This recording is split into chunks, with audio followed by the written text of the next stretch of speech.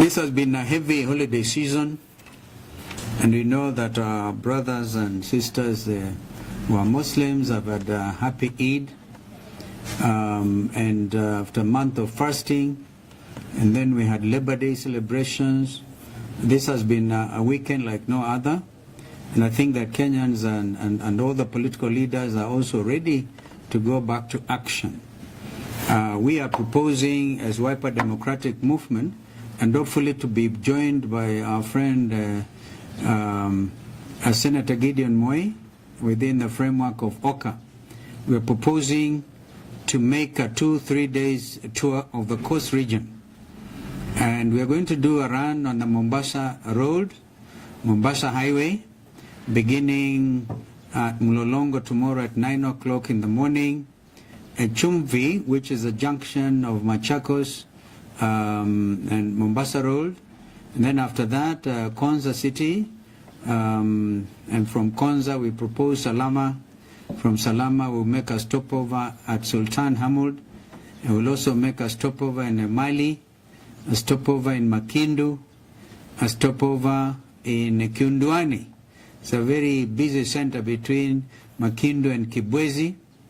Time allowing, we could even detour into Kibwezi, but if there's not enough time, we'll do Machinery, we'll do Kambo, eventually Mutito Andei, and then a stopover, a nice stopover in Voi. We will be joined by our teams from Taita Taveta, led by Governor candidate Dan Mwanzo and his team, Mutito Andei, with a nice stopover in Voi.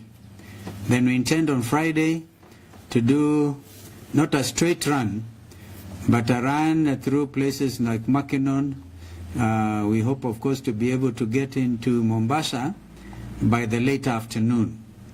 On this trip, I am inviting the leaders of the time, particularly Wiper Democratic Movement leaders, to join us on this trip.